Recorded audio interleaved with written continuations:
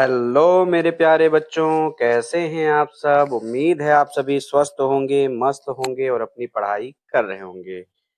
मेरे प्यारे बच्चों, आपका एक बार फिर स्वागत है आपके अपने प्रिय चैनल ताज सर हिंदी वाले गुरुजी पर।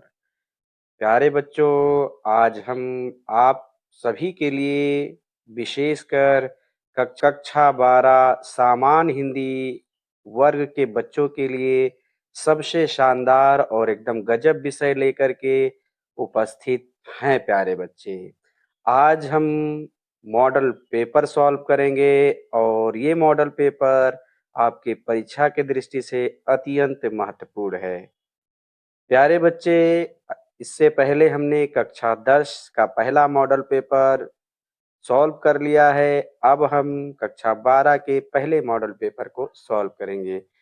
केवल सॉल्व नहीं करेंगे बल्कि संपूर्ण जानकारी इस मॉडल पेपर के बारे में और संपूर्ण हल देखेंगे। एक-एक प्रश्न जो आपके लिए अत्यंत महत्वपूर्ण है, उसको हम देखेंगे प्यारे बच्चे। आप देख सकते हैं कि किस प्रकार ये जो आपका मॉडल पेपर है, वो आपके लिए अत्यंत महत्वपूर्ण है प्यारे बच्चे। और ये मॉडल पेपर अगर हम ठीक तरीके से सॉल्व कर लेते हैं प्यारे बच्चे, तो आप यकीन करें कि आप पेपर में बहुत गज़ब करेंगे। आप देख सकते हैं कि ये मॉडल पेपर बहुत बड़ा है और बहुत सारा होता है कक्षा 12 के पेपर में।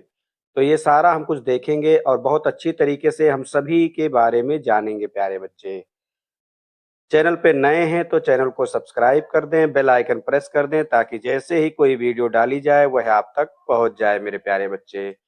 मुझे उम्मीद है कि अब तक जो आपको पढ़ाया गया है वो सारा कुछ समझ में आया होगा और बस आपसे यही निवेदन है कि निरंतर इस चैनल को ऐसे ही सपोर्ट करते रहें। आप तक के मिले अब तक के सहयोग के लिए आप सभी प्यारे बच्चों का दिल से धन्यवाद। आइए आज के इस मॉडल पेपर को शुरू करते हैं। ये मॉडल पेपर है कक्षा 12 के लिए जो अत्यंत महत्वपूर्ण है। आप देख सकते हैं ये मॉडल पेपर कक्षा 12 और विषय है सामान्य हिंदी। कक्षा 12 वाले सभी बच्चे विशेष रूप से अब जाग जाएँ। अगर आप नहीं पढ़ रहे थे तो पढ़ना स्टार्ट करें क्योंकि पेपर आपने देख लिया बहुत बड़ा होता है। टाइम मैनेजमेंट बहुत ज़रूरी होता है प्यारे बच्चे। तो आइए इसको देखते हैं। ये मॉडल पेपर आपका 3 घंटे 15 मिनट का होगा। पूर्णांक आपका 100 नंबर का रहेगा। और जो आपका पेपर रहेगा आपको 15 मिनट पढ़ने के लिए दिया जाएगा प्यारे बच्चे। इसमें 2 खंड हैं और दोनों खंडों के सभी प्रश्नों के उत्तर देना अनिवार्य है। पहला आपका खंड का है। खंड का में हिंदी इतिहास से पद्य इतिहास और गद्य इतिहास मिला करके 10 नंबर आपको मिलने वाले हैं। तो 10 नंबर वही प्यारे बच्चे कर पाएँगे जिन्होंने हिंदी साहित्य का इतिहास देखा है। हिंदी साहित्य इतिहास के भी 6 वीडियो चैनल पर डाले जा चुके हैं। जिस प्यारे बच्चे ने देखा है अभी आप देखेंगे बहुत शानदार तरीके से आप करेंगे और जिस प्यारे बच्चे ने नहीं देखा है वो देख ले क्योंकि अब आपके पास कुछ ही घंटे बोर्ड पेपर के लिए बचे हैं। तो अब अगर आप कंजूसी करेंगे पढ़ने में तो दिक्कत आपके लिए ही होगी। तो आइए प्यारे बच्चों हम खंड का को सबसे पहले शुरू करते हैं। तो प्यारे बच्चे पहला प्रश्न जो पूछा गया है इसमें ये पूछा गया है कि निम्नलिखित में से भारतेंदु युग पूर्व का लेखक नहीं है। यानी इसमें से 4 नाम दिए हुए हैं और ये पूछा गया है कि कौन भारतेंदु युग के पहले का लेखक नहीं है। तो राजा लक्ष्मण सिंह भी पूर्व भारतेंदु युग में आते हैं तो ये ऑप्शन आपका गलत हो जाएगा। राजा शिवप्रसाद सितारे हिंद भी पूर्व भारतेंदु युग में आते हैं, ये भी ऑप्शन आपका गलत हो जाएगा। इंसा अल्लाह खां भी पूर्व भारतेंदु युग में आते हैं तो ये भी आपका ऑप्शन गलत हो जाएगा। अब बात करें श्रीधर पाठक की तो इन्होंने भारतेंदु युग में कार्य किया और साथ में द्विवेदी युग में। तो यही ऑप्शन आपका सही हो जाएगा। यानी जो ऑप्शन नंबर 4 है श्रीधर पाठक यही सही हो जाएगा। ये पूर्व भारतेंदु युग के लेखक नहीं बल्कि भारतेंदु युग और द्विवेदी युग के लेखक हैं। दूसरा प्रश्न पूछा गया है हिंदी का प्रथम मौलिक उपन्यास कौन-सा है? तो बहुत आसान है प्यारे बच्चे। आपने अगर ठीक तरीके से चैनल के वीडियोज़ को देखा है तो आप बहुत आसानी से एकदम गजब तरीके से कर ले जाएँगे। हिंदी का प्रथम मौलिक उपन्यास कौन-सा है? सभी बच्चे जानते हैं आनंद मठ नहीं है प्यारे बच्चे। परीक्षा गुरु बिल्कुल सही जवाब है, इसको लाला श्रीनिवास दास ने लिखा। तो ये आपका जो परीक्षा गुरु है यही सही हो जाएगा। और बाकी जो गबन है मुंशी प्रेमचंद जी का है, ये ऑप्शन गलत हो जाएगा। तितली ये भी पहला उपन्यास नहीं है प्यारे बच्चे। तो हम गा पर पहुँच गए हैं प्यारे बच्चे। गा में पूछा गया है कि जयशंकर प्रसाद के समकालीन नाटककार हैं। समकालीन का मतलब होता है साथ में काम करने वाले। तो बालकृष्ण भट्ट ने जो है ये भारतीय युग में काम किया, तो ये ऑप्शन गलत हो जाएगा। मोहन राकेश ये शुक्लोत्तर यानी छायावाद उत्तर के बाद में आए, तो ये भी ऑप्शन आपका गलत हो जाएगा।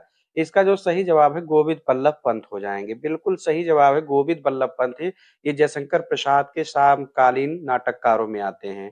अगला जो आपका प्रश्न है प्यारे बच्चे की आलोचना के क्षेत्र में सर्वाधिक उल्लेखनीय है।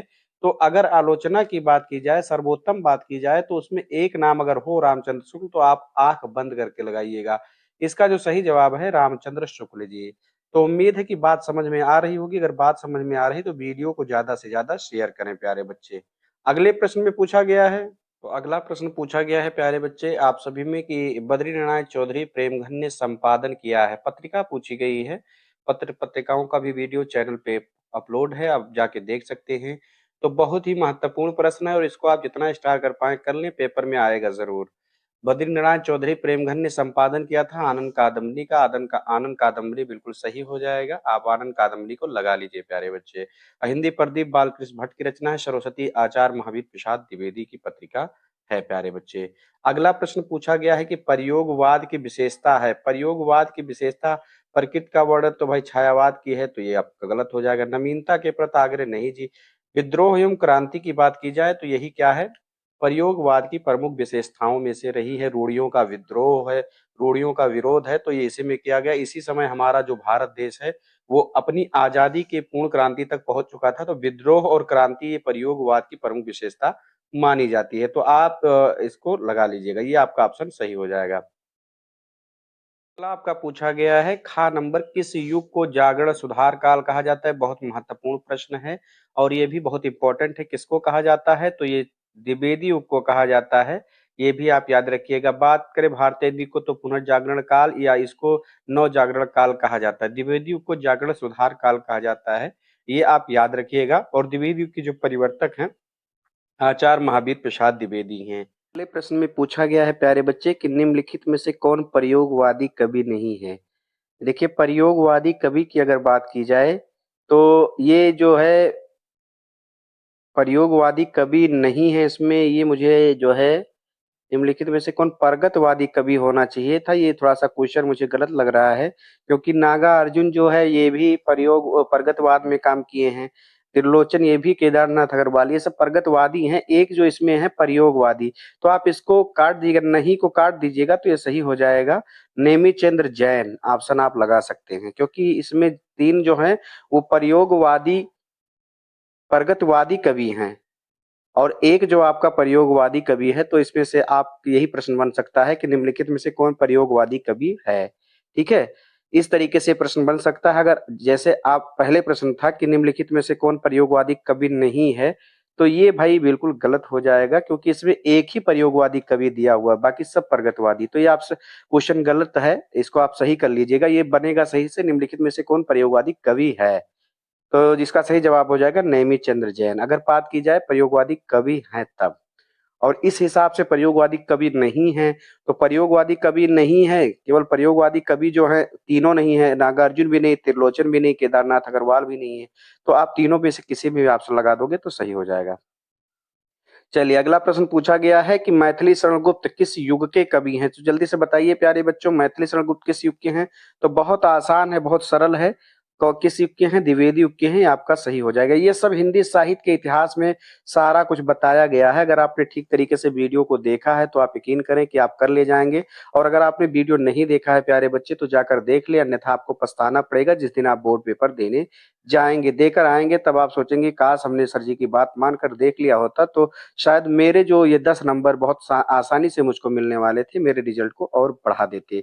और जिस प्यारे बच्चे ने देखा है तो बिल्कुल एकदम गजब तरीके से वो कर भी रहे होंगे। वीडियो अच्छी लग रही है तो दोस्तों में शेयर जरूर करें प्यारे बच्चे। अगला प्रश्न पूछा गया कि महाप्राण के नाम से कौन सा कवि विख्यात है। तो महाप्राण की बात की जाए या छायावाद का महेश कहा जाए, तो ये सूर्यकांत त्रिपाठी निराला को कहा जाता है, ये मुक्तक छंद के जनक हैं, इन्हीं को महाप्राण नाम से जाना जाता है, ये आप याद रखिए। आधुनिक मीरा किसे कहा जाता है? महादेवी वर्मा को कहा जाता है, ये आप याद रखिएगा।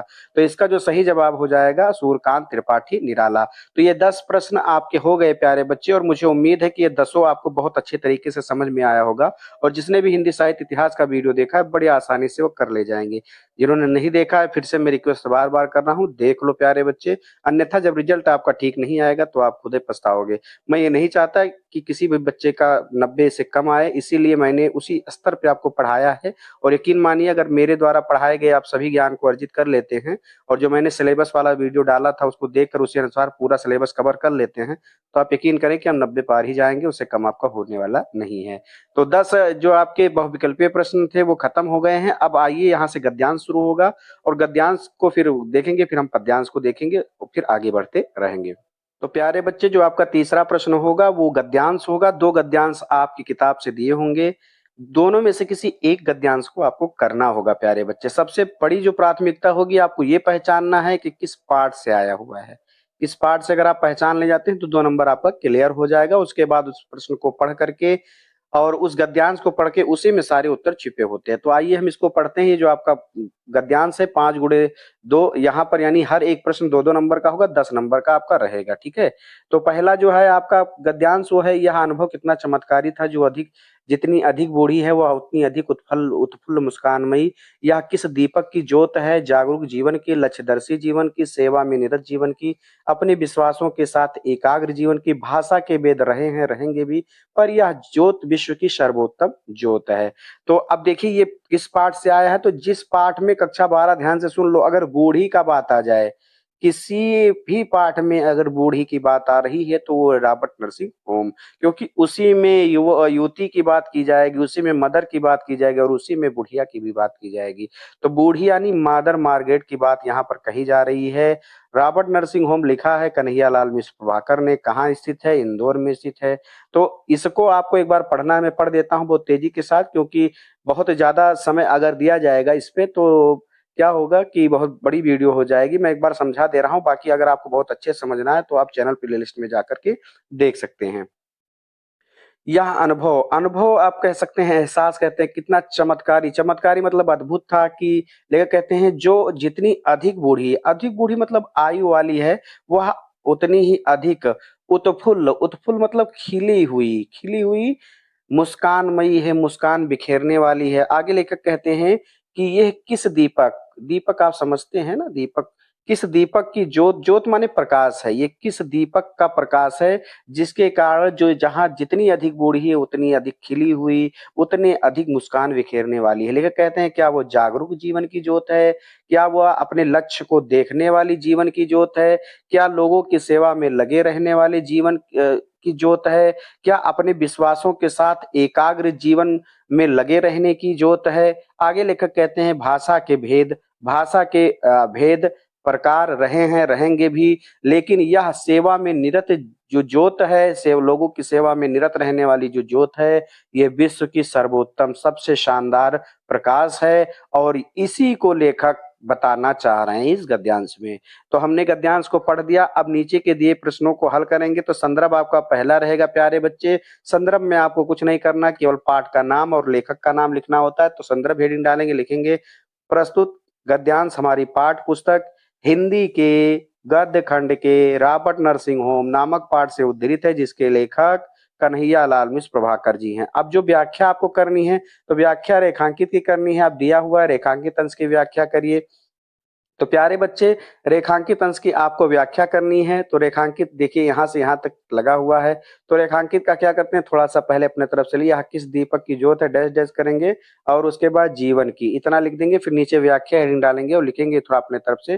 प्रस्तुत अंश में लेखक ने मानव सेवा की अद्भुत और चमत्कारिक व्याख्या की है, जिसमें वो कहते हैं कि वह किस दीपक की ज्योत है, क्या वह जागरूक जीवन की ज्योत है, या लक्ष्य को देखने वाली जीवन की ज्योत है, या लोगों की सेवा में निरत रहने वाले जीवन की ज्योत है, या अपने विश्वासों के साथ एकाग्र शक्ति बनाए रखने की ज्योत है, ये मैं नहीं जानता। कहते हैं आगे लेखक की भाषा की भेद है रहेंगे, पर यह जो लोगों की सेवा में लगे रहने वाली जीवन की ज्योत है, यही विश्व की सर्वोत्तम ज्योत है। तो इतना आप लिख देंगे तो आपकी व्याख्या कंप्लीट हो जाएगी। आगे पूछा गया है कि गद्यांश का उद्देश्य स्पष्ट कीजिए। तो गद्यांश का उद्देश्य क्या है भाई, इस गद्यांश में क्या चीजें बताई गई है? तो प्रस्तुत गद्यांश में लेखक ने मानव सेवा को ही सबसे बड़ा धर्म बताया है। ठीक है, मानव सेवा को सबसे बड़ा धर्म बताते हुए उसकी संपूर्ण व्याख्या की है। इतना आप लिख देंगे तो आपका उत्तर पूरा हो जाएगा। अब अगला जो प्रश्न आपका पूछा गया है प्यारे बच्चे, उसमें पूछा गया है कौन सी ज्योत विश्व की सर्वोत्तम ज्योत है। तो इसमें आपको केवल इतना लिख देना कि मानव सेवा की ज्योत विश्व की सर्वोत्तम ज्योत है, और आपका ये भी उत्तर पूरा हो जाएगा। आगे लेखक ने किसके मुस्कानमय जीवन का चित्रण किया है? आगे किसके मुस्कान में, तो यहाँ बताइए किसके मुस्कान में? तो लोगों की सेवा में लगे रहने वाले लोगों के मुस्कान में जीवन का चित्रण किया है। या आप यहाँ बता सकते हैं कि लेखक ने मदर मार्गरेट के मुस्कान में जीवन का चित्रण किया है, ऐसे भी आप कह सकते हैं, क्योंकि सबसे बूढ़ी वही थी। तो इस प्रकार ये आपका पूरा हो गया। अब अथवा वाला जो है वो हम देखते हैं अथवा में क्या आया हुआ है। तो प्यारे बच्चे, अथवा में जो आपका आया, देखिए, अशोक को जो सम्मान कालिदास से मिला वो अपूर्व था। वह सुंदरियों की असिंजनकारी नुपुर वाले चरणों के मृत्यु आघात से फूलता था, कोमल कपोलों और कड़ावंतस के रूप में झूलता था। वह चंचल नील अलकों की अचंचल शोभा को सौगुना बढ़ा देता था। वह महादेव के मन में क्षोभ उत्पन्न करता था, मर्यादा पुरुषोत्तम के चित्त में सीता का भ्रम पैदा करता था। वह मनोजन्मा देवता के एक इशारे पर टूट पड़ता। तो भाई पाठ का नाम ही लिख दिया है अशोक। जिस पाठ में जिस फूल का बात आ जाए, कालिदास की बात आ जाए, या किसी स्त्री की बात आ जाए, है ना, तो आप देखेंगे वो ज्यादातर किससे, संस्कृति की बात आ जाए, लेकिन चिंता व्यक्त कर रहे हैं तो अशोक के फूल से है। और ये पाठ मैंने पढ़ा दिया है, चैनल प्लेलिस्ट में आप जाकर देख सकते हैं। तो इसका एक बार मैं व्याख्या तेजी से कर देता हूँ। लेखक अशोक की महिमा का वर्णन करते हुए कहते हैं कि अशोक को जो प्रतिष्ठा, जो सम्मान कालिदास से मिला वो अद्भुत था। अशोक सुंदरियों के संगीतमय नुपुर वाले चरणों के कोमल आघात से खिलता था, अर्थात जब सुंदरियां अपने पैरों में आलता लगाकर और पैरों में पायल पहनकर और जाती थी अशोक के पाद देश पर, जड़ पर वो अपने कोमल पैरों से आघात करती थी, तो ऊपर लाल लाल फूल और सफेद फूलों का उल्लास बिखर जाता था, अशोक में फूल आ जाते थे। आगे लेखक कहते हैं कि वह सुंदरियों के कोमल गालों पर कर्णफूल के रूप में भी झूलता था, और वह उनके स्थिर नीले बालों की अस्थिर शोभा सुंदरता को सौगुना बढ़ा देता था, अर्थात जो वहां की स्त्रियां थी वो उसको अपने बालों में लगाया करती थी। और वह महादेव के मन में क्षोभ उत्पन्न करता, और मर्यादा पुरुषोत्तम राम के हृदय में सीता का भ्रम पैदा करता। एक बार सीता का भ्रम पैदा हुआ था, शोक को देखकर वो आलिंगन करने के लिए राम अधीर हो गए थे। और वह मनोजन्मा देवता कामदेव के एक इशारे पर उनके ऊर्ध्व भाग को काम उत्तेजक बना देता था। तो ये व्याख्या हो गई प्यारे बच्चे। नीचे के जो प्रश्न है उनको हम देख लेते हैं, उन्हीं प्रश्नों को हमें करना होता है। पहला प्रश्न है प्यारे बच्चे, संदर्भ लिखिए। तो संदर्भ आपको पता ही चल गया होगा। संदर्भ में पाठ का नाम, संदर्भ आप ऐसे भी लिख सकते हैं, पाठ का नाम हेडिंग डाल देंगे, पाठ का नाम अशोक के फूल, और उसके जस्ट नीचे लेखक का नाम, और लिख देंगे डॉक्टर हजारी प्रसाद द्विवेदी, तब भी आपका सही हो जाएगा। लेकिन अगर आप पूरा लिखना चाहते हैं तो लिख सकते हैं, टाइम कम होगा इसलिए मैं आपको ऐसा बता रहा हूं। ऐसे भी लिखने पर आपको नंबर मिल जाएगा। आगे कहा गया है रेखांकित अंश की व्याख्या करिए। तो रेखांकित अंश देख लीजिए, ऊपर ही दिया हुआ है, इसकी व्याख्या। ये रेखांकित अंश दिया हुआ है, इसकी व्याख्या करनी है। तो प्रस्तुत आप ऐसे करेंगे, प्रस्तुत अंश में लेखक कहते हैं कि अशोक का फूल सुंदरियों के कर्णफूल, सुंदरियों के संगीत में नुपुर वाले चरणों के कोमल आघात से खिलता था, उत्पन्न होता था, अर्थात उसमें फूल आते थे। अशोक का फूल सुंदरियों के कोमल गालों पर कर्णफूल के रूप में भी झूलता था, और वह उनके स्थिर नीले बालों की अस्थिर सुंदरता को सौगुना बढ़ा देता था। बहुत अच्छे से आपको अगर समझना है तो चैनल प्लेलिस्ट में जाकर अशोक के फूल को देख सकते हैं, वहां पर हमने पढ़ा दिया है, बहुत अच्छे तरीके से बताया भी है। अगला प्रश्न पूछा गया है प्यारे बच्चे, अशोक के फूल संस्कृत के किस कवि ने अशोक को सम्मानित किया है? तो कालिदास ने किया है, बिल्कुल सही है, आपने ऊपर देखा ही था। आगे लेखक कहते हैं अगला प्रश्न कि अशोक पर फूल आने के संबंध में लेखक क्या कहते हैं? तो इसमें आपको लिखना पड़ेगा अशोक के फूल के आने के संदर्भ में लेखक कहते हैं कि जब सुंदरियां अपने पैरों में संगीतमय नुपुर युक्त या ध्वनि युक्त पायल को पहन करके या नुपुर को पहन करके अशोक को अपने चरणों से कोमल आघात करती थी, तब वहां उस पर फूल आ जाते थे। तो आपको इतना बताना पड़ेगा। आगे अगला जो प्रश्न है असिंजनकारी और कर्णावंतस का पूछा गया है। तो असिंजनकारी का प्यारे बच्चे आप लिख लीजिएगा संगीतमय या अनुरागो उत्पादक, और कर्णावंतस का लिख लीजिएगा कर्णफूल। तो ये दो आपके होते हैं। ठीक है, इस प्रकार ये हमने देख लिया। अब आइए आगे बढ़ते हैं पद्यांश की तरफ। अगला जो पूछा गया है प्यारे बच्चे कि दिए गए पद्यांश के आधारित पर निम्नलिखित प्रश्नों के उत्तर दीजिए। देखिए पद्यांश से भी आपका 10 नंबर आने वाला है प्यारे बच्चे। दो आएंगे, दो में से कोई एक आपको करना रहेगा। पहला आपका आया हुआ है तुम मानसीन तुम रक्तहीन हे अस्य तुमस्तीन। तो ये किससे आया हुआ है आप समझ सकते हैं कि ये जो है बापू के प्रत आया है, और डॉक्टर कह रहे हैं सुमित्रा नंदन पंत जी ने इसको लिखा है प्यारे बच्चे। तो एक बार इसको मैं पढ़ देता हूँ, फिर नीचे के प्रश्नों को हल करेंगे हम लोग। तो इसमें पूरे पद्यांश में जो है बापू की महिमा का वर्णन किया है। हे बापू तुम मांसहीन हो, तुम रक्तहीन हो, और तुम मात्र हड्डियों का ढांचा हो, लेकिन तुम्हारी तुम्हारी शरीर की दुर्बलता को देखकर ऐसा लगता है कि तुम अस्थियों से भी हीन हो। यहाँ विरोधाभास है, क्योंकि कोई व्यक्ति बिना हड्डियों के नहीं हो सकता। आगे कहते हैं कि हे बापू तुम केवल पवित्र और ज्ञानी आत्मा हो, और तुम हमेशा प्राचीन काल से रहने वाले और हमेशा नवीन काल में भी रहोगे। हे बापू तुम जीवन की वह पूर्ण इकाई हो जिसमें यह सार रहित संसार लीन है लगा हुआ है, और तुम वह अमर दीवार हो जिस पर आने वाली हमारी भारतीय संस्कृति आसीन होगी, बैठेगी, विराजेगी। तो इसमें यही बात कही गई है। ठीक है, यहाँ पर प्यारे बच्चे मैं बस इतना ही बता सकता हूँ। बाकी अगर आपको बहुत शानदार तरीके से जाना है तो चैनल प्लेलिस्ट में आप जाकर के देख सकते हैं, क्योंकि वीडियो बड़ी ना हो इसका भी ध्यान रखना पड़ता है। ठीक है, तो ये हमने पढ़ दिया है। अब आइए नीचे के प्रश्नों को हल करते हैं। तो पहला प्रश्न पूछा गया है कि ऊपरी पद्यांश का संदर्भ लिखिए। तो संदर्भ में आप क्या लिखते हैं? पाठ का नाम प्यारे बच्चे और कवि का नाम, क्योंकि अब ये पद्यांश हो गया तो यहाँ लेखक नहीं कवि का नाम लिखेंगे। तो आप संदर्भ हेडिंग डाल देंगे और लिखेंगे प्रस्तुत पद्यांश हमारी पाठ पुस्तक हिंदी के पदखंड के बापू के प्रत नामक शीर्षक से उद्धृत है, जिसके कवि सुमित्रा नंदन पंत जी हैं। और आपका इतना पूरा हो जाएगा। अब बात की जाए रेखांकित अंश की व्याख्या, तो रेखांकित की ऊपर वाले पद्यांश में दिया ही नहीं था। तो चलिए कोई बात नहीं, हम उसको पूरी व्याख्या हमने आपको बता दिया है। अगर इसमें से कोई आएगा तो आप आराम से कर ले जाएंगे प्यारे बच्चे। पूरे की व्याख्या मैंने आपको थोड़े समय में बता दी है। अगला पूछा गया है कि प्रस्तुत पद्यांश में कवि क्या कहना चाहता है, बताइए। प्रस्तुत पद्यांश में किसकी महिमा का वर्णन किया गया है, बताइए जल्दी से। तो प्रस्तुत पद्यांश में कवि ने बाप या महात्मा गांधी या बापू की महानता और उनकी महिमा का वर्णन किया है, और आने वाले संसार को बापू के सत्य और अहिंसा जैसे आदर्शों पर चलने के लिए प्रेरित किया है। तो इतना आप लिख सकते हैं, इसमें ये उत्तर आपका पूरा हो जाएगा। अगला जो प्रश्न पूछा गया है कि मात्र हड्डियों का ढांचा कौन प्रतीत हो रहे हैं, तो किसकी बात इसमें कही गई है? तो बापू यानी गांधी जी की बात कही गई हो जाएगा। गांधी जी के आदर्शों पर भविष्य में किसे खड़ा होना पड़ेगा? तो मैंने लास्ट वाली लाइन में बताया था, इस लाइन में, कि जो भावी संस्कृति हमारी आने वाली जो संस्कृति हमारी जो सभ्यता है वो गांधी जी के आदर्शों पर ही खड़ी होगी। तो आपको यहाँ पर किसे मतलब भारत की आने वाली भावी संस्कृति को या भारत की आने वाली संस्कृति को ऐसे लिख देंगे, गांधी जी के आदर्शों पर आने वाली संस्कृति को खड़ा होना पड़ेगा। तो ये आपका जो पहला पद्यांश था प्यारे बच्चे वो हमने देख लिया है। दूसरे पद्यांश पर हम लोग जो अथवा वाला है उसको भी देखते हैं। तो प्यारे बच्चे अथवा में आप देख सकते हैं आया है सावधान मनुष्य यदि विज्ञान है तलवार तो तू इसे फेंक तज स्मृति के पार हो चुका सिद्ध अभी तू अज्ञान अभी नादान फूल काटो की तुझे कुछ नहीं पहचान खेल सकता तू नहीं ले हाथ में तलवार काट लेगा तीखी अंग बड़ी है ये धार।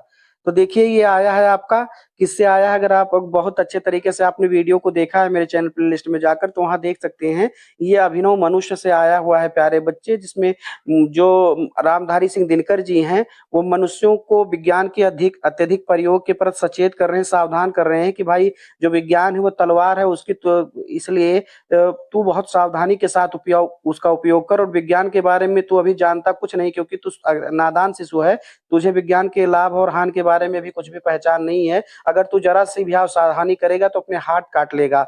तो यही बात इसमें बताई गई है। ठीक है, तो एक बार मैं तेजी से बता भी देता हूं, हालांकि इसको मैंने बहुत अच्छे तरीके से अपने चैनल पर अपलोड भी किया है, आप वहां से जाकर देख सकते हैं।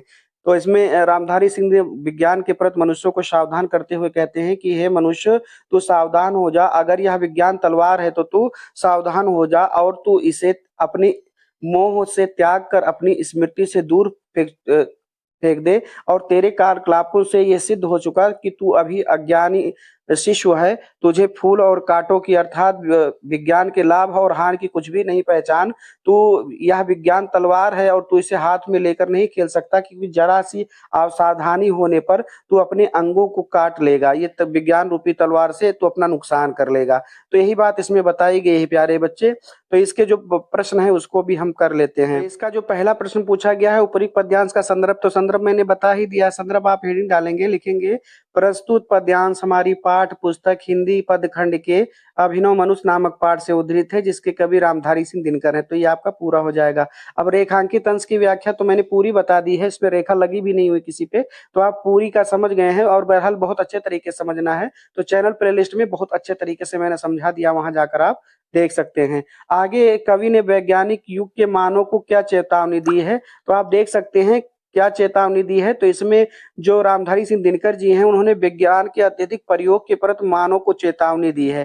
ठीक है, क्योंकि विज्ञान तलवार है, तो इसे अब ज्यादा यूज करने से अपना नुकसान कर लेगा, अपनी हानि पहुंचा लेगा। तो वही बात इसमें कही गई। तो इसका उत्तर क्या हो जाएगा, कवि ने वैज्ञानिक युग को विज्ञान से सावधान रहने की चेतावनी दी है, क्योंकि विज्ञान को उन्होंने तलवार माना है। इतना लिख देंगे तो आपका उत्तर पूरा हो जाएगा। कवि ने तलवार किसे बताया है, तो विज्ञान को बताया है ना। आप प्रस्तुत पद्यांश में रस व अलंकार बताइए। भाई रस व अलंकार इसमें कौन कौन सा रस हो सकता है, बताइए जल्दी से। तो इसमें वीर रस हो जाएगा कि नहीं हो जाएगा, वीर रस। और एक तो आपका दूसरा रस हो जाएगा भयानक रस, क्योंकि इसमें डर भी थोड़ा सा लग रहा होगा ना। तो दोनों रस हैं, वीर रस और भयानक रस हो जाएगा। और अलंकार की बात की जाए तो विज्ञान रूपी तलवार है, तो इसलिए यहाँ पर रूपक अलंकार हो जाएगा ना। बाकी अनुप्रास अलंकार भी इसमें दिया हुआ है।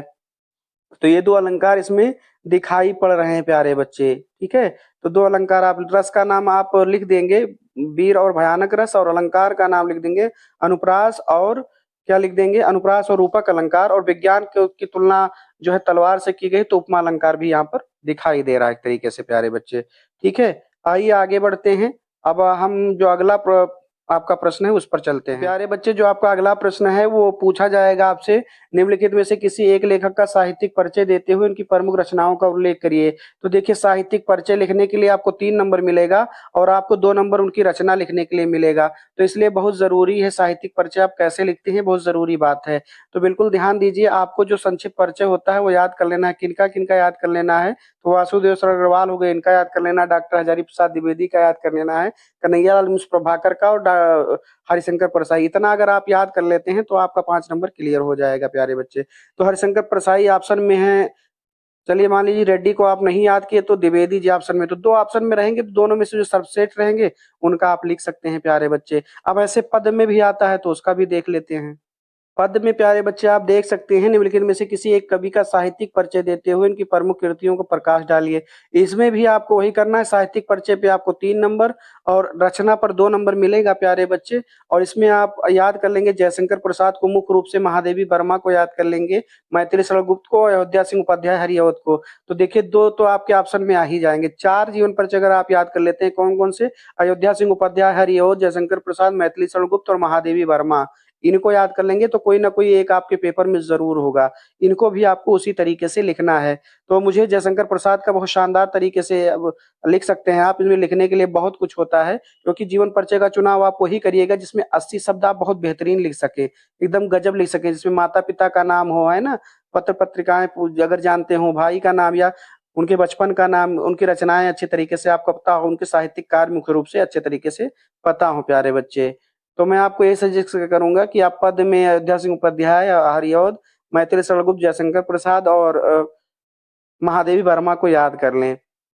अगला जो प्रश्न है प्यारे बच्चे, वो आपका पूछा जाएगा कहानी से। कहानी से भी 5 नंबर का आपका प्रश्न आएगा। और आप ध्यान दीजिए कौन कौन सी कहानी आपको पढ़नी है, साहित्यिक और सामान्य वर्ग के दोनों वर्ग के बच्चों के लिए मैं बता रहा हूँ, बिल्कुल ध्यान से पढ़ना है आपको। पंचलाइट पढ़ना है प्यारे बच्चे, बहादुर पढ़ना है, ध्रुव यात्रा पढ़नी है। 3 कहानी आप पढ़ लीजिए। 3 कहानी का सारांश और 3 कहानी का उद्देश्य, इन्हीं तीनों का उद्देश्य, क्योंकि सारांश और उद्देश्य दोनों पूछा जाता है पेपर में, इसलिए बहुत जरूरी बात है कि आपको आना चाहिए। ठीक है, कौन-कौन सी कहानी, पंचलाइट, ध्रुव यात्रा और बहादुर, 3 कहानी पढ़ लो। बाकी आप पढ़ने 6 हैं, लेकिन 3 अगर आप पढ़ लेते हो तो बहुत शानदार तरीके से आप पेपर में करके आएँगे। पहला प्रश्न जो पूछा गया है प्यारे बच्चे, पंचलाइट की कथा वस्तु अपने शब्दों में लिखिए। अब कथा वस्तु का मतलब ही सारांश होता है, तो पंचलाइट कहानी का सारांश मैं बहुत जल्दी अपलोड कर दूँगा अपने चैनल पे, वहाँ से आप देख कर के बड़े आराम से लिख सकते हैं। 80 शब्द में लिखना है, ये मत करना कि 5 अंक का है तो आपको अगर पंचलाइट अच्छे से याद है तो आप उसको 3-4 पेज में ले जाओ। नहीं प्यारे बच्चे, अगर आप ज़्यादा अब किसी प्रश्न पर समय दिए तो आपका पेपर छूट जाएगा। इसलिए जो जितने नंबर का है, 5 नंबर का है तो 1 पेज में लिखो, 1 पेज से ज़्यादा नहीं लिखना है उसको, ठीक है? कहानी आप 1 ही पेज में लिखना, बहुत है 1 पेज में नंबर आपको मिल जाएगा। मैं लिखने का तरीका भी आपको ठीक तरीके से बता दूँगा। चलिए अगला जो इसमें अथवा करके पूछा जाएगा, देखिए 2 प्रश्न रहेगा, एक तो चाहे ये ऐसे करके पूछ लिया जाए, अथवा करके पूछा जाएगा, लाठी अथवा बहादुर कहानी की समीक्षा करिए। तो समीक्षा में आपको उद्देश्य लिखना होता है, तो आप उद्देश्य लिख सकते हैं, कोई दिक्कत वाली बात नहीं है। तो मैं पंचलाइट, ध्रुव यात्रा और बहादुर कहानी का सारांश और उद्देश्य सब आपको बता दूँगा। बस इस चैनल पर आप बने रहिए। निश्चित रूप से इन 3 को अगर आप पढ़ ले रहे हैं, तो आप 5 नंबर कहीं नहीं जाने वाला है प्यारे बच्चे। ठीक है, वीडियो अच्छी लग रही है तो दोस्तों में शेयर ज़रूर करें, बड़ी मेहनत की जा रही है आपके लिए, बहुत शानदार तरीके से मेहनत करके आपको पढ़ाया जा रहा है और यही उम्मीद है कि आप सब मेहनत को सफल बनाएँगे प्यारे बच्चे और मुझे उम्मीद है कि आप 95 पार, 96 पार ही जाएँगे, उससे कम नहीं रहेंगे। आइए अगला प्रश्न जो आपका है वो स्वपठित खंडकाव्य के आधार पर आएगा। तो प्यारे बच्चे जो स्वपठित खंडकाव्य है सबके जिले के मैंने बता दिए हैं, स्वपठित खंडकाव्य के आधार पर एक प्रश्न आपका आएगा, वो आपको करना रहेगा प्यारे बच्चे। मैंने अपने चैनल पर एक वीडियो अपलोड किया है जिसमें सिलेबस का पूरा बता दिया, उसमें किस जिले के बच्चे को कौन सा खंडकाव्य पढ़ना है वो सारा बता दिया है। अगर आपने वीडियो नहीं देखा है तो आप जा करके देख सकते हैं। ये सारे खंडकाव्य हैं, आप इनको देख सकते हैं। इसी में से कोई एक खंडकाव्य आपके जो जिले का है वो आपको करना पड़ेगा। ठीक है, आपके जिले का जो खंडकाव्य है वो आपको करना पड़ेगा प्यारे बच्चे। अब जैसे देखिए मान लीजिए जो त्यागपथी है, गोंडा वाले बच्चों के लिए है त्यागपथी खंडकाव्य, तो इसमें आपको क्या करना है, सारांश लिखना है संक्षेप में। कथा वस्तु का मतलब सारांश होता है, पांचों सर्ग बहुत अच्छे से बताने हैं और जो हर्षवर्धन है उसका चरित्र चित्रण करना है। तो इस तरीके से आप में पेपर में आ जाएगा। अब आप ध्यान देंगे कि आपका जो कोई भी कथा वस्तु है, जो आप जिस भी पाठ से संबंध रखते हैं प्यारे बच्चे, वह आपके पेपर में आ जाएगा। तो इसलिए बहुत जरूरी यही है कि आप खंडकाव्य अपने हिसाब से पढ़ लें। खंडकाव्य का सारांश और उस खंडकाव्य के नायक का चरित्र चित्रण, 2 क्वेश्चन अगर आप पढ़ लेंगे तो आपका 5 नंबर क्लियर हो जाएगा प्यारे बच्चे। क्या-क्या पढ़ना है? उस खंडकाव्य का सारांश और उस खंडकाव्य के नायक का चरित्र चित्रण, 2 चीज पढ़ लीजिए, बिल्कुल आप करके आएँगे पेपर में। ठीक है? तो यहाँ तक सभी को समझ में आया? किसी को कोई दिक्कत? ठीक है, आगे बढ़ते हैं। अगर कोई समझ में नहीं आया होगा तो कमेंट बॉक्स में बताइएगा। अब यहाँ से खंड का आपका समाप्त हुआ, अब हम खंड खा की तरफ बढ़ेंगे। तो खंड खा में हम पहुँच गए हैं और यही खंड खा जिस बच्चे ने अच्छे से पढ़ लिया नंबर वही टॉप करेगा, क्योंकि ज्यादातर बच्चे खंड खा के इस 14 नंबर को जो संस्कृत का बिल्कुल हलवा होता है उसको ही छोड़ चले आते हैं। तो वो जो नहीं कर पाएंगे तो वो पहली बात तो वो खुद 86 पे कॉपी चेक हुई और 86 पे चेक हुई तो फिर वही आएगा 55-60। तो ये जरूरी चीज है कि इधर के जो खंडका के संस्कृत है, व्याकरण है, जो 50 नंबर के प्रश्न इधर वाले हैं, ये आप अगर कवर कर ले जाएंगे तो ही आपका काम बनने वाला है। और संस्कृत जो आपका खंडखा है वो संस्कृत से शुरुआत होगी। जैसे आपने एक गद्यांश में देखा था 2 गद्यांश 2 पद्यांश थे, उसी प्रकार संस्कृत में भी 2 गद्यांश और 2 पद्यांश आएंगे, दोनों में से कोई एक करना रहेगा। और सभी बच्चे ध्यान देंगे, संदर्भ लिखने के लिए आपको 2 नंबर मिलेगा और जो अनुवाद लिखना है वो आपको 5 नंबर मिलेगा प्यारे बच्चे। ठीक है, तो आप देखिए पहला जो आया, संस्कृत साहित्य स्वरसम व्याकरणम सुनिश्चितम तस्य गद्ये च पद्ये लालित्यम भावोत सामर्थ्यम अद्वितीय श्रुति मार्धुर्यम उद्धरते किं बहुना चरित्र निर्माणार्थम यादृशी सत्प्रेरणा संस्कृत वाग्मयम ददात न तर्दि न तादृशीं किंचित अन्यत मूलभूतानां मानवीय गुणानां यादृशी विवेचना संस्कृत साहित्ये वर्तते न अन्यत्र तादृशी दया दानम शौचम औदार्यम अनुसूया क्षमा च अन्ये च अनेके गुणा अस्य साहित्यस्य अनुशीलनेन सज्जायन्ते। तो प्यारे बच्चे किस पाठ से आया है? तो पहला ही पाठ है, एकदम गजब पाठ, सॉरी पहला नहीं, दूसरा पाठ है, संस्कृत भाषा महत्वम से आया हुआ है। मैंने इसको बहुत अच्छे तरीके से पढ़ा दिया है और संस्कृत के सभी पाठ, सामान्य हिंदी के सभी 7 पाठ मैंने चैनल पे डाल दिया है। जिस प्यारे बच्चे ने देखा, अगर कमजोर से कमजोर छात्र हैं आप प्यारे बच्चे और एक बार वीडियो देख लेते हैं तो मैं यकीन दिलाता हूँ कि आप संस्कृत में छोड़ के नहीं आएँगे, करके ही आएँगे प्यारे बच्चे, ठीक है? तो ये किससे आया है? संस्कृत भाषायां महत्त्वम। तो देखिए संदर्भ जब आप लिखेंगे तो आपको ये लिखना पड़ेगा, संदर्भ हेडिंग डालेंगे और किस तरीके से संदर्भ लिखेंगे आप? संदर्भ हेडिंग डालेंगे, लिखेंगे प्रस्तुत संस्कृत गद्यांश। ये आपको मेंशन करना पड़ेगा प्यारे बच्चे, क्योंकि ये बिना मेंशन किए आप क्या केवल गद्यांश लिख देंगे तो एग्जामिनर समझ जाएगा कि वो पहले वाला आप लिखे हैं। तो आपको संस्कृत गद्यांश मेंशन करना पड़ेगा। आपको लिखना पड़ेगा प्रस्तुत संस्कृत गद्यांश हमारी पाठ पुस्तक हिंदी के अनिवार्य संस्कृत दिग्दर्शिका खंड के संस्कृत भाषाया महत्वम नामक पाठ से उद्धृत है। अब इतना आप लिख देंगे तो आपका संदर्भ पूरा, क्योंकि संस्कृत में कवि और लेखक का नाम लिखना नहीं होता है, लेकिन ध्यान रहे पाठ का नाम बिल्कुल सही लिखा होना चाहिए। अगर पाठ के नाम में आपने गलती की तो नंबर कटेगा।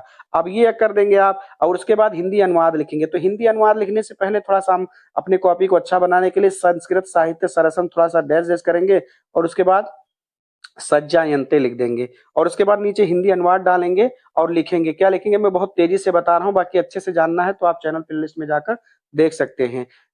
तो लिखेंगे संस्कृत साहित्य सरस और व्याकरण सुनिश्चित है, उसके गद्य और पद में सुंदरता भाव को व्यक्त करने की सामर्थ्य और वह सुनने में मधुर हैं, क्या अधिक कहें। चरित्र निर्माण की जैसी सच्ची पीड़ा संस्कृत साहित्य देता है, वैसा दूसरा कोई साहित्य नहीं देता है। मूलभूत और मानवीय गुणों की जैसी विवेचना संस्कृत साहित्य में है, वैसी दूसरी जगह नहीं है। दया दान शौच स्वच्छता उदारता ईर्ष्या न करना क्षमा और दूसरे इसके अनेक गुण इसके साहित्य के अनुकरण से उत्पन्न होते हैं। तो ये आपका हिंदी अनुवाद हो जाएगा प्यारे बच्चे, ठीक है? ये आपका हिंदी अनुवाद हो जाएगा और इस तरीके से आप लिखेंगे। तो चाहे आप ये लिख देंगे, चाहे दूसरा वाला ये देखिए अथवा करके आया है, इसको भी आप लिख सकते हैं। दूसरा जो आपका अथवा वाला आया है प्यारे बच्चे, यहाँ देख सकते हैं अथवा लगा हुआ है। तो चाहे आप ऊपर वाला करें चाहे इसको करें, तो बोध ही इमे सिद्धांता व्यक्ति जीवनस अभिउत्थानाय प्रयुक्तासन परम अद्याम इमे सिद्धांता राष्ट्राणाम मैत्री परस्पर मैत्री सहयोग प्राणायाम विश्व बंधुतस्य विश्व शांति च साधनानि सन्ति। राष्ट्र नायिका श्री जवाहरलाल नेहरू महोदय प्रधानमंत्रित्व काले चीन देशेन सह भारतस्य मैत्री पंचशीलम इति अधिकृत्वा एव अभवत यतो हि उभावपि देशो बौद्ध धर्मे निष्ठावन्तो। तो ये आपका आया है, किससे आया? पंचशील सिद्धांता से आया है प्यारे बच्चे। तो संदर्भ आप इसे लिखेंगे, बस पाठ का नाम क्या कर देंगे? पंचशील सिद्धांत। और इसका भी हिंदी अनुवाद उसी तरीके से लिखेंगे जैसे ऊपर ऊपर मैंने बताया। सबसे पहले पहले के 2 शब्द आप लिखेंगे, उसके बाद लास्ट वाले लिख देंगे, फिर हिंदी अनुवाद डालेंगे और लिखेंगे कि बुद्ध युग बौद्ध या गौतम बुद्ध के समय ये सिद्धांत व्यक्तिगत जीवन के अभ्युत्थान या उन्नति के लिए प्रयुक्त किए जाते थे, लेकिन आज ये सिद्धांत देशों के एक दूसरे के मित्रता के सहयोग के कारण और विश्व बंधुत्व और विश्व शांति के साधन हैं। देश के नायक पंडित जवाहरलाल नेहरू महोदय के प्रधानमंत्री काल में चीन देश के साथ भारत की मित्रता इन्हीं पंचशील सिद्धांतों के आधार पर हुई थी, क्योंकि दोनों देश बौद्ध धर्म में निष्ठा रखते थे। तो ये आपका हो जाएगा। तो इस तरीके से आप कर सकते हैं प्यारे बच्चे, ठीक है? अगला जो आपका आएगा प्यारे बच्चे वो पद्यांश आएगा, संस्कृत पद्यांश, तो उसको भी हम देख लेते हैं। अब देखिए प्यारे बच्चे, आपका जो पद्यांश होगा वो भी 7 नंबर का ही आएगा। 2 पद्यांश रहेंगे, कोई एक आपको करना रहेगा। तो आइए देखते हैं, निम्नलिखित श्लोक का संदर्भ सहित हिंदी में अनुवाद करिए।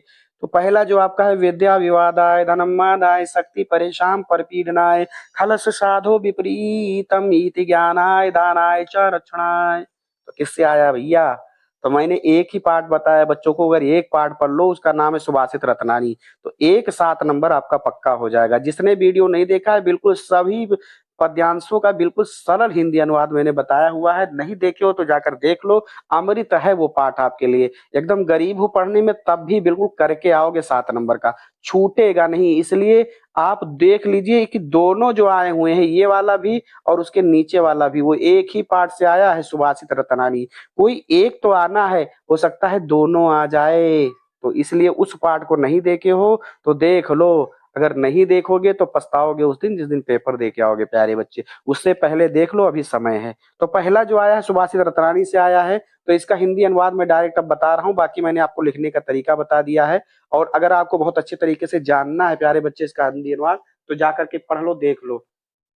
तो प्रस्तुत संस्कृत पद्यांश में बताया। अब यहाँ संदर्भ का थोड़ा सा समझ लीजिए। यहाँ जब आप संदर्भ हेडिंग डालेंगे तो संस्कृत गद्यांश नहीं लिखेंगे, यहाँ लिखेंगे प्रस्तुत संस्कृत पद्यांश हमारी पाठ पुस्तक हिंदी के संस्कृत दिग्दर्शिका खंड के सुभाषित रत्नानी नामक पाठ से उद्धृत है, इतना आप लिख देंगे।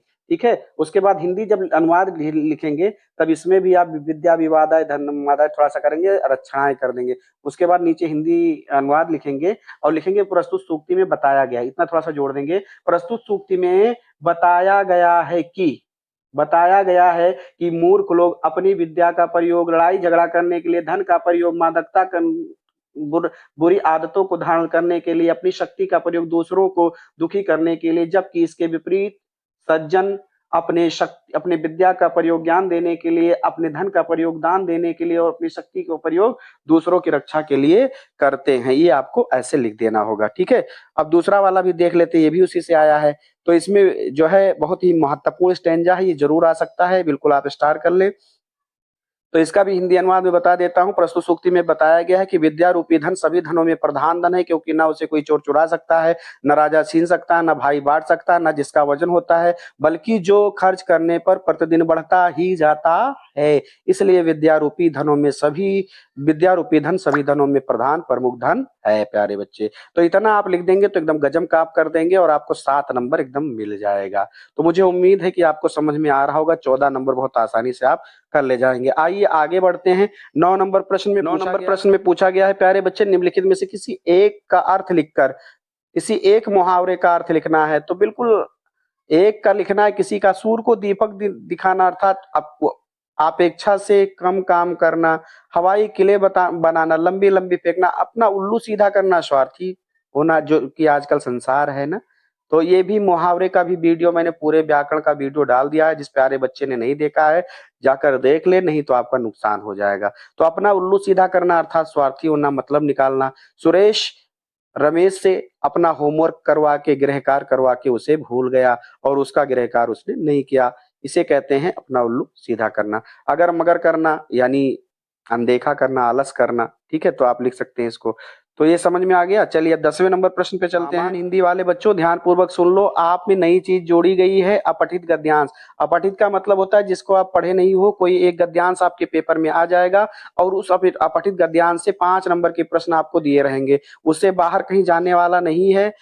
लेकिन सबसे बड़ी बात, जरूरी बात यही है कि आप उस गद्यांश को कितना समझ रहे हो। तो उस गद्यांश को पहले ध्यान पूर्वक पढ़ लेना अच्छे से, और पढ़ने के बाद नीचे के प्रश्न बहुत सरल होंगे, बिल्कुल आसानी से आप कर सकते हो। तो आइए एक मैं आपको करा दे रहा हूं इसमें से।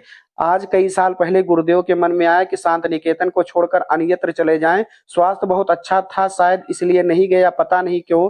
वह शांत निकेतन के पुराने 3 मंजिले मकान पे रहे, शायद मौज में आकर यह निर्णय लिया हो।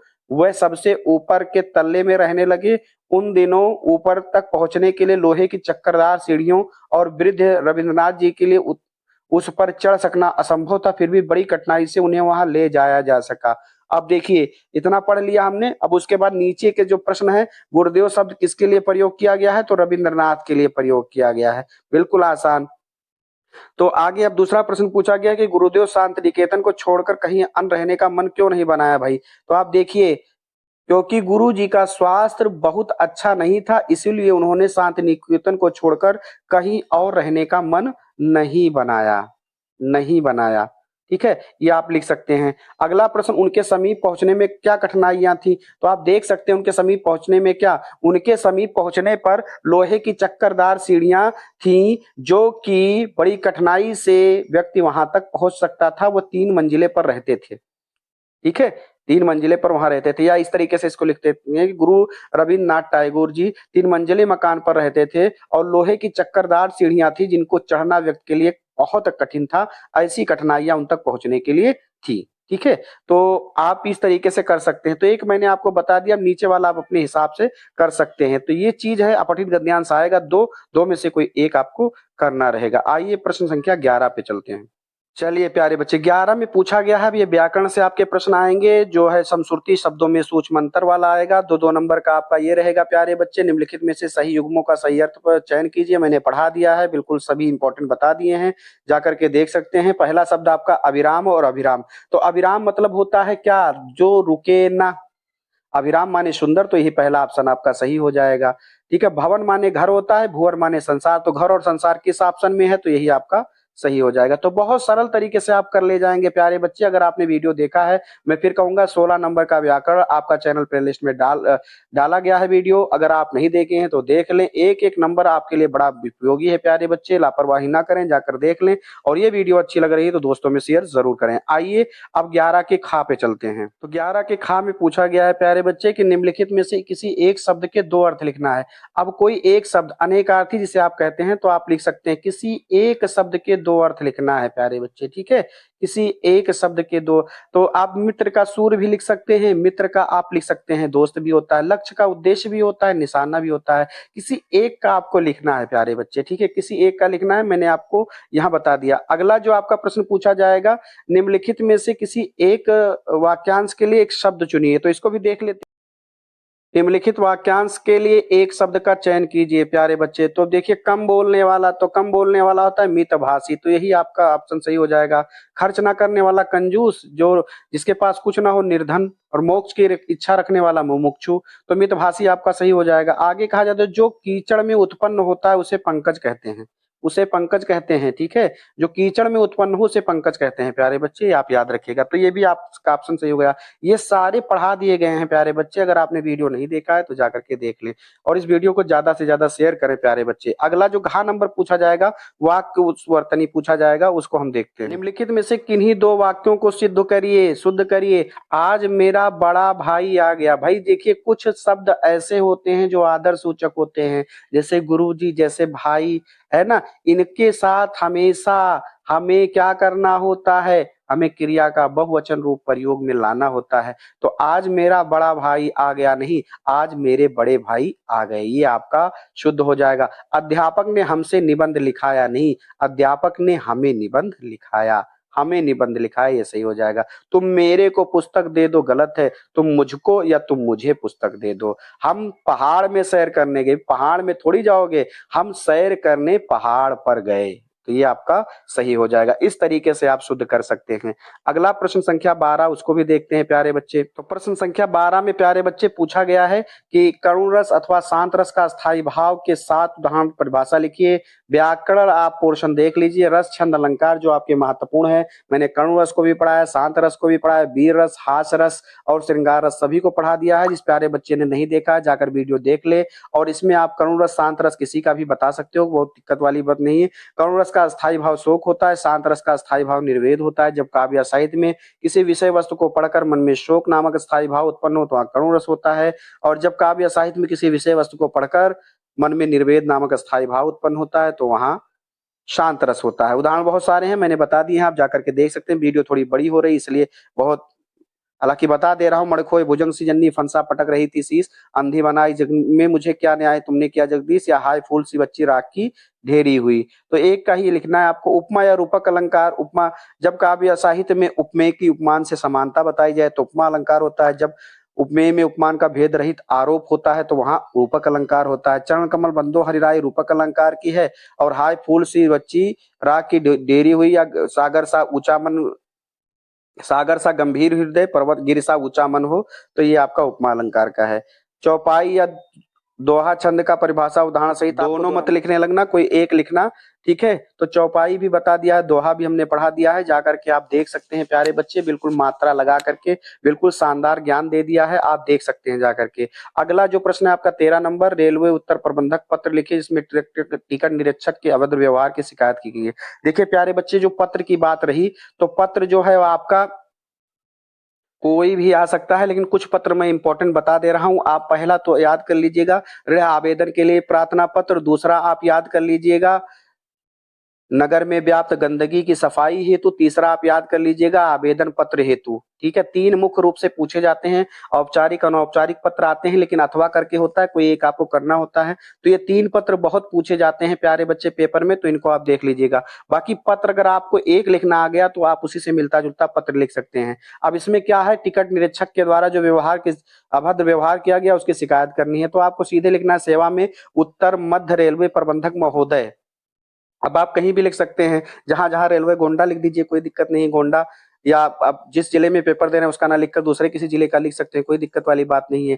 तो लिख देंगे, उसके बाद लिखेंगे विषय। विषय क्या है? अभद्र टिकट निरीक्षक के अभद्र व्यवहार पर शिकायत या प्रार्थना पत्र या शिकायत पत्र लिख सकते हैं। महोदय, सविनय निवेदन है कि मैं जो है रेल के द्वारा कुछ किमी आप लिख सकते हैं, किसी ट्रेन का नाम लिख दीजिए। मैं सफर कर रहा था जिसमें टिकट निरीक्षक ने टिकट निरीक्षण के दौरान मुझसे अभद्र भाषा का प्रयोग किया, जिससे मैं आहत हुआ। मैं आपसे उस टिकट निरीक्षक के प्रति शिकायत दर्ज करा रहा हूँ। आपसे निवेदन है कि मेरी दी गई सूचना पर अतिशीघ्र कार्रवाई करने की कृपा करें। ठीक है, आपका भौतिक लिख करके नीचे आप लिख सकते हैं। तो मैं ये भी आपको बताऊँगा पत्र के बारे में भी ठीक तरीके से प्यारे बच्चे, कोई दिक्कत वाली बात नहीं है। अब अगला जो आपका अपने जन्मदिन पर मित्र के द्वारा भेजे गए उपहार पर धन्यवाद पत्र लिखिए। तो देखिए, जो सरकार को लिखा जाता है तो वो आपका औपचारिक पत्र होता है, जो मित्र या रिश्तेदार को लिखते हैं अनौपचारिक पत्र होता है। तो प्यारे बच्चे, इसमें दिया गया है कि अपने जन्मदिन पर मित्र द्वारा भेजे गए उपहार को धन्यवाद बधाई पत्र लिखिए। तो इसमें आप लिख सकते हैं, और बहुत ये भी ध्यान रखना कि जो आप प्रार्थना पत्र लिखे उसमें जो शब्द हो हिंदी के हों, तो बिल्कुल आप लिख सकते हैं। और ये प्रार्थना पत्र मैं बहुत जल्दी वीडियो लेकर आपके सामने आऊँगा, एक ही दो रोज में, ताकि इसको भी आप समस्या को दूर किया जा सके। अब अगला जो सबसे महत्वपूर्ण है, जो आपका 9 नंबर का प्रश्न आएगा, ये सबसे जरूरी है। कहा गया है कि निम्नलिखित विषय में से किसी एक पर अपनी भाषा शैली में निबंध लिखिए। तो आप देखिए, कुछ निबंध मैं बता रहा हूँ, नोट भी कर लीजिए। मैंने अपने जो सिलेबस वाला वीडियो बनाया था उसमें बताया था, और उसी में से कई इसमें दिखाई दे रहे हैं। पहला आपका है पर्यावरण प्रदूषण, दूसरा आतंकवाद समस्या कारण एवं निवारण, तीसरा आप याद कर लीजिए बेरोजगारी एक समस्या, चौथा याद कर लीजिए बढ़ती जनसंख्या, पांचवा आप याद कर सकते हैं मेरा प्रिय कवि। तो ये ऐसे निबंध हैं जो हर बार पेपर में पूछे गए हैं प्यारे बच्चे। अब उसी में आप देख सकते हैं आतंकवाद का आ गया, तो चाहे आप इसे लिखिए। प्रजातंत्र में विपक्ष की भूमिका, देश में बेरोजगारी की समस्या, तो बेरोजगारी पे तो आप बहुत कुछ लिख सकते हैं। पर्यावरण संरक्षण की आवश्यकता क्यों है, आप लिख सकते हैं, बिल्कुल बहुत सारी बातें। प्यारे बच्चों, इस प्रकार जो आपका पूरा वीडियो था 100 नंबर का, जो पूरा मॉडल पेपर था वो हमने देख लिया, और आपने देखा कितने सरल तरीके से मैंने आपको पूरा बता दिया। इस तरीके से अगर आप करके जाएंगे तो कोई भी मॉडल पेपर हो आप 95 पार ही जाएंगे, और मुझे आप सभी से यही आशा है कि आप 95 पार जाएंगे। पूरा वीडियो देखा आपने प्यारे बच्चे, इसके लिए आपको दिल से धन्यवाद। और बस आपसे यही विनती निवेदन है कि आप इस वीडियो को ज्यादा से ज्यादा शेयर करें, ताकि और भी बच्चे इसका लाभ उठा सकें। मिलते हैं अगले किसी शानदार वीडियो के साथ, मॉडल पेपर के साथ। तब तक आप सभी खुश रहिए, स्वस्थ रहिए, और पढ़ते रहिए ताज सर हिंदी वाले गुरुजी चैनल पर। धन्यवाद।